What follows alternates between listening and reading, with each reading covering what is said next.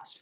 Yes, in the back. Yes, Ned, last week I had asked you about Narendra Modi and how the US has compromised on some of its values. And the BBC just released a documentary on Modi, on how he had butchered, and the report was just released, it was a government report.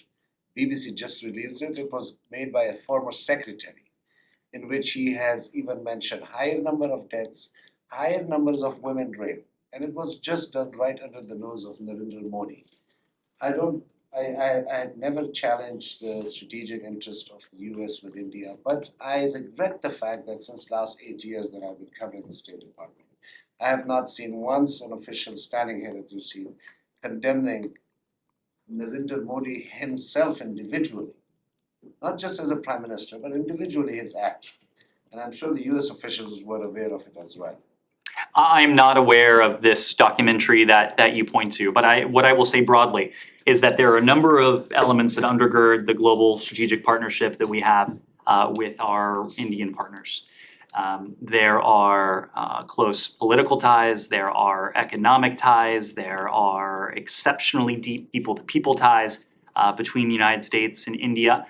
But one of those additional elements are the values that we share, the values that are common to American democracy and to Indian democracy. India, of course, is the world's largest democracy. It's a vibrant democracy. And again, we look to everything that ties us together, and we look to reinforce all of those elements that tie us together. So my godfather is an Indian as well, by the way. So I have all the respect for India. Don't get me wrong, anything. But I just regret the fact that how is it possible that the State Department officials who were posted there at that time did not know that this individual who's a former chief minister, it happened right under his nose. 2,000 people were burned alive.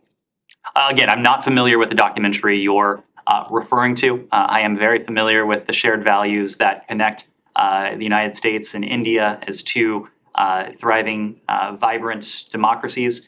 When we have concerns about actions that are taken in India, we've voiced those. We've had an occasion to do that, but we want first and foremost to reinforce those values that are at the heart of our relationship. One follow-up, but do you think that such foreign policy has affected President Biden's Indian voters here in the US though?